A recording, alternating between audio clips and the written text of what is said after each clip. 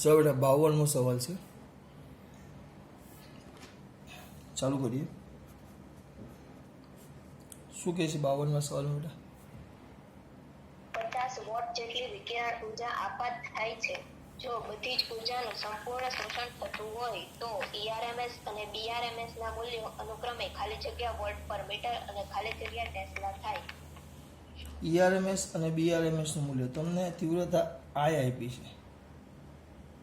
50 vote આપેલું છે, vote પર મીટર નથી. હા, એ તો ધ્યાન આપજો. વિકિરણ ઉર્જા વોટ છે, વોટ એટલે શું હશે બેટા? વોટ એટલે પી કહેવાય, પી ઈ નો કહેવાય. વોટ વોટ એટલે એકમ થાય જૂલ પર સેકન્ડ, જૂલ પર સેકન્ડ એટલે E/T, E/T એટલે પી કહેવાય, પી એ પી કહેવાય, પી પાવર થાય. ઓ બાળકો, એટલે આ પી છે, તો પાવર પી બરાબર કેટલો આપ્યો છે? 50 વોટ. પી બરાબર કેટલો આપ્યો છે? 50 વોટ આપ્યો છે. પછી બીજું કઈ આપાત થતી બધી જ ઉર્જાનું શોષણ કરે છે? અનુક્રમે ક્ષેત્રફળ આપ્યું નથી, વોલ્ટ પર મીટર લખેલું છે એટલે આપણે ક્ષેત્રફળ આપેલું છે, હા આપેલું છે, કાઉન્સમાં આપેલું છે. એ બરાબર 25.8 મીટર સ્ક્વેર છે. તો તમારું સૂત્ર શોધવાનું કીધું છે, તો એક કામ કરી મારા દીકરાઓ, આપણે સૂત્ર લખીએ. પાવર પરથી લખો તો એ ચાલે, કારણ R ઇઝ ઇક્વલ ટુ મને ભાવે સી રૂ, સી આ આઈના જગ્યાએ તમે લખી શકો P/A is equal to C rho, rho rho એટલે એપ્સાઇલોન 0 ERMS સ્ક્વેર. તો તમે ERMS શોધી લો, તો ERMS is equal to ERMS is equal two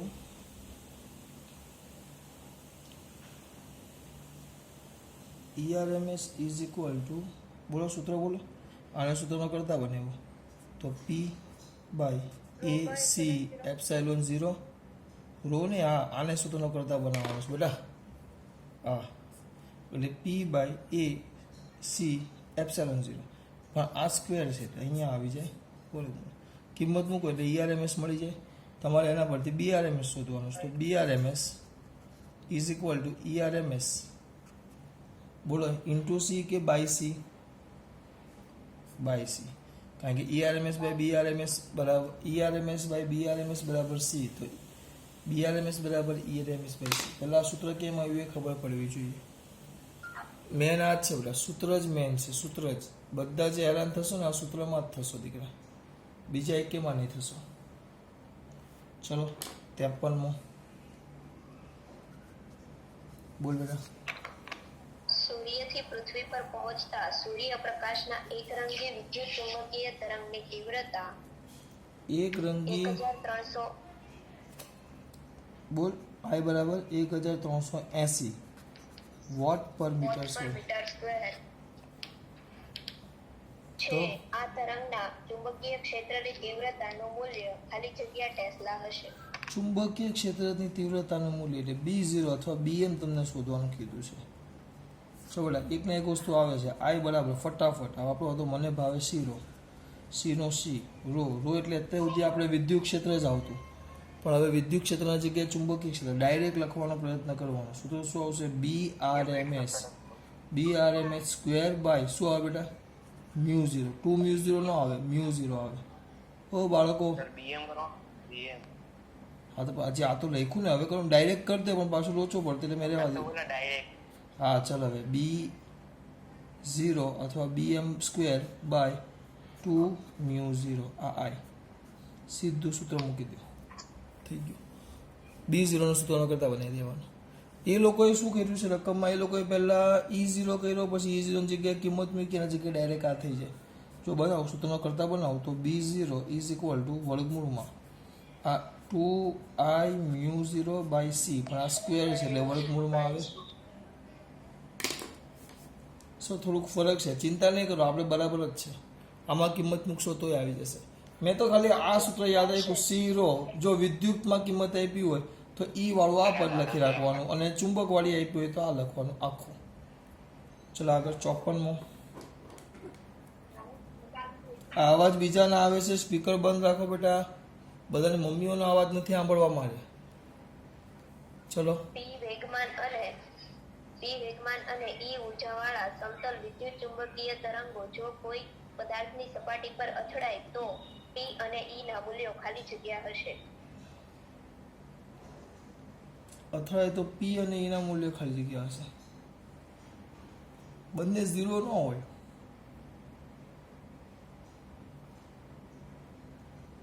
એ લોકો એમ નથી કહે એ પી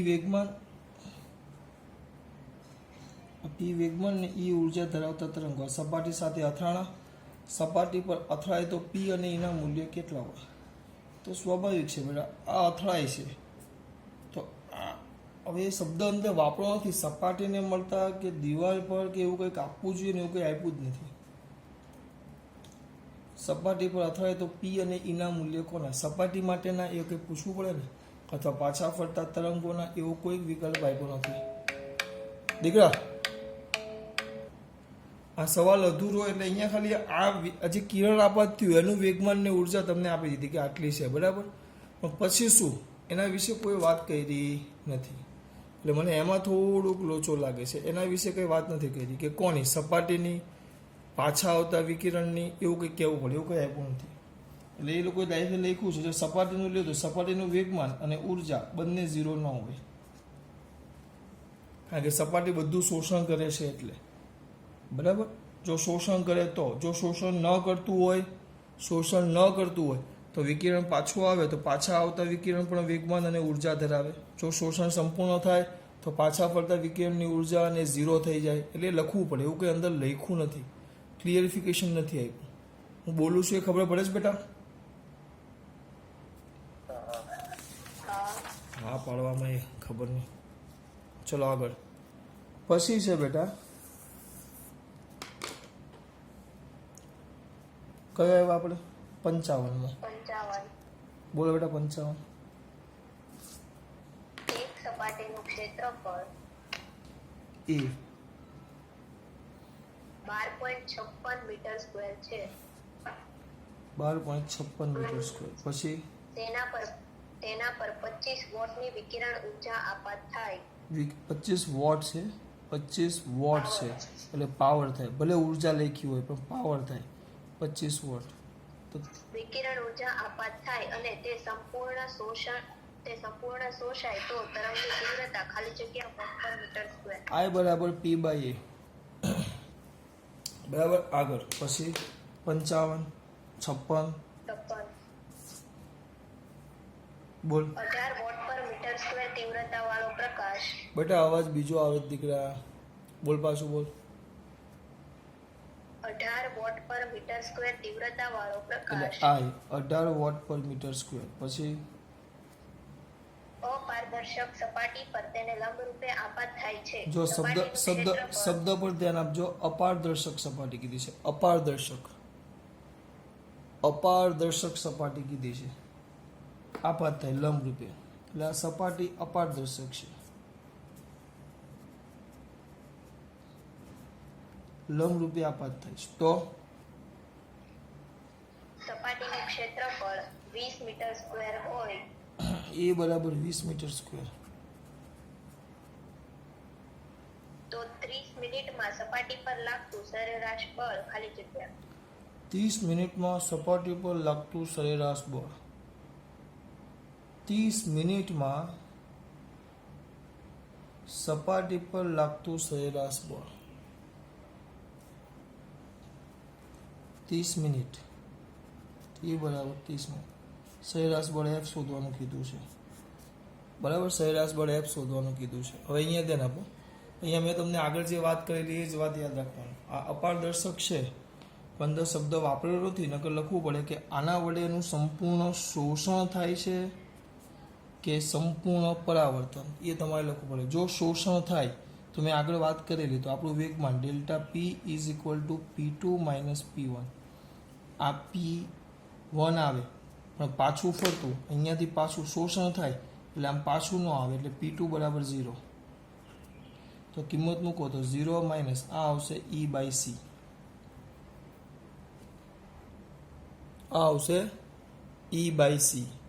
બરાબર, એટલે આપણો જવાબ પણ માઇનસ માઇનસ, કારણ કે આ પાછું આમ જાય છે એટલે આ માઇનસ આવે, minus minus plus, plus E by C આવી જાય. પણ આપણને તો તીવ્રતા આઈ આપી છે, તીવ્રતા આઈ આપી છે, આપણને મળી ઉર્જા ઈ બાય સી મળી, ઈ બાય સી. તો delta P is equal to E by C. જો સંપૂર્ણ શોષણ થતું હોય તો, સંપૂર્ણ શોષણ થતું હોય તો ઈ બાય સી. બરાબર દીકરાઓ, આપણને તીવ્રતા ને એ બધું આપ્યું છે. કામ કરો, આપણે સૂત્ર લખો, આઈ ઇઝ ઇક્વલ ટુ, તીવ્રતાનું સૂત્ર લખો, આઈ ઇઝ ઇક્વલ ટુ શું આવે બેટા? તીવ્રતાનું ઈ બાય સીએટી થોડું આવે, ઈ બાય ટીએ નો આવે. પ્રકાશની તીવ્રતા એકમ ક્ષેત્રફળ દીઠ એકમ સમયમાં ઈ બાય ટીએ જ આવે. એકમ ક્ષેત્રફળ દીઠ એકમ સમયમાં આપાત થતી વિકિરણ ઉર્જા. તો તમને ઈ મળે, ઈ તો આના પરથી તમને ઈ મળે, તો ઈ બરાબર આઈ ટી એ. તો એ કિંમત મૂકો, I T A by C, I T A by C, બરાબર, બાય સી. હવે તમને શોધવાનું કીધું છે, આ આવી ગયું વેગમાનમાં થતો ફેરફાર. વેગમાનમાં થતો ફેરફાર આઈ એ સી બધું આવી ગયું. પણ એ લોકો કેટલા સમયમાં કીધું છે? સમય આપ્યું છે સરેરાશ બળ શોધવાનું કીધું છે 30 મિનિટમાં. આ ડેલ્ટા પી લખી નાખો. હું કંઈક કરાવું છું એમાં ખબર પડે છે મારા દીકરાઓને? ડેલ્ટા પી આવ્યું, ડેલ્ટા પી 30 મિનિટમાં સપાટી પર લાગતું બળ. હવે આપણે આમ લખીએ, તમારે તમને શું કહેવું? અહીંયા ધ્યાન, હવે આ બાજુ ધ્યાન. આપણે જે કર્યું ને કમ્પ્લીટ જ છે, અહીંયા ધ્યાન આપજો, ખોટું ટેન્શન ન લેવું. કારણ કે આપણે ડેલ્ટા પી બરાબર E by C, delta P is equal to I T A by C. તો આપણે તો બળ શોધવાનું કીધું છે, બળ. તો બળ F is equal to delta P by delta T. તો બળ એફ એટલે ટૂંકમાં સમય નીકળી જાય, તો આમાંથી સમય કાઢી નાખો, સમય.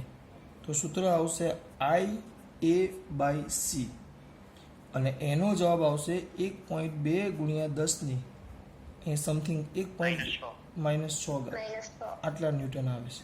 એટલે મેં તમને કીધેલું આ સંપૂર્ણ શોષણ થાય, અને આ જ વખતે મેં કીધેલું કે જો સંપૂર્ણ પરાવર્તન થાય, સંપૂર્ણ પરાવર્તન, તો સંપૂર્ણ પરાવર્તન થાય તો પ્રકાશનું કિરણ આપાત થયું, અને જેટલું સંપૂર્ણ પરાવર્તન, તો શરૂઆતમાં જેટલું વેગમાન હશે, આ P2 P1 બરાબર P હોય તો P2 બરાબર, ધ્યાન રાખજો, P2 બરાબર આવશે P જ આવે. પણ વેગમાનમાં થતો ફેરફાર delta P is equal two P2 minus P1. જો P2 ને પ્લસ લેવું તો P1 ને માઇનસ લેવું પડે, એટલે P માઇનસ, અને આ પાછો માઇનસ P એટલે પ્લસ P થઈ જાય, એટલે 2P. 2P આવી ગયો, વેગમાન 2P આવ્યો. જો અહીંયા તેના પર 2P, તો 2P આવ્યું તો આપણું સૂત્ર શું આવશે બોલો? એ જ આ જ સૂત્ર આપણું. તો F ઇઝ ઇક્વલ ટુ હા, પણ અહીંયા વેગમાન જો ડબલ થઈ ગયું બેટા, પહેલાં કરતાં બમણું થઈ ગયું, બમણું.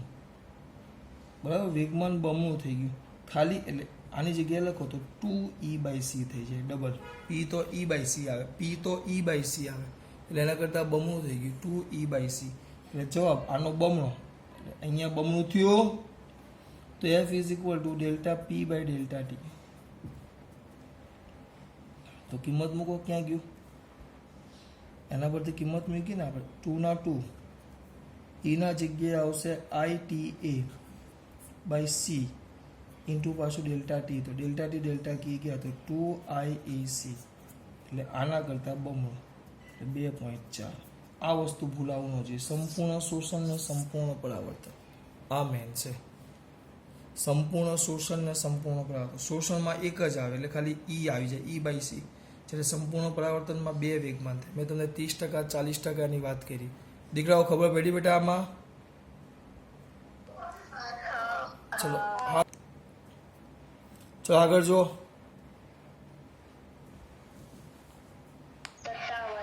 57 બોલ બેટા. V0 બરાબર 1 ગુણ્યા 10 - 4 ટેસ્લા. શું છે? B0 1 ગુણ્યા 10 - 4 ટેસ્લા. 1 ગુણ્યા 10⁻⁴ ટેસ્લા. ચલો -4 ટેસ્લા. તો ધરાવતા સમતલ વિદ્યુત ચુંબકીય તરંગની તીવ્રતા ખાલી જગ્યા વોટ પર મીટર સ્ક્વેર હોય. જો તરંગની તીવ્રતા I બરાબર સૂત્ર મને ભાવે C રો, C નો C, રો એટલે સૂત્ર બોલો, B માં બોલવાનું, B/RMS²/C. તો B/RMS²/C તો BM અથવા B0²/2 પૂરું. આટલી વાર લાગે. આગળ 58. વિદ્યુત ચુંબકીય તરંગોની તીવ્રતા બોલ. 0.02 વોટ પર મીટર સ્ક્વેર હોય. 0.02 વોટ પર મીટર સ્ક્વેર હોય. સોરી વોટ, અને મેં વોલ્ટ અવકાશ- કર્યો, વોટ. અને અને અવકાશમાં તેનો વેગ 3 ગુણ્યા 10⁸ મીટર પર સેકન્ડ હોય. એટલે C જ કહેવાય 3 ગુણ્યા 10⁸. તો તો વિકિરણની ઉર્જા ઘનતા ખાલી જગ્યા જૂલ પર મીટર સ્ક્વેર છે. I બરાબર 0. વાર્તા પૂરી. ચલો રોના સૂત્રનો કરતા બનાવવાનો. પછી 59. બોલ બેટા. કોઈ વિદ્યુત ઉપકરણમાંથી દર સેકન્ડે મળતી વિકિરણ ઉર્જા 25 જૂલ પર સેકન્ડ હોય. T બરાબર 1 સેકન્ડ. ઉર્જા આપી છે 25 જૂલ પર સેકન્ડ. તો અને વિદ્યુત ચુંબકીય તરંગોનો વેગ c હોય તો સપાટીને 1 સેકન્ડમાં મળતું બળ ખાલી જગ્યા 1 સેકન્ડમાં મળતું બળ, તો બળ F = વેગમાન P/T આવે.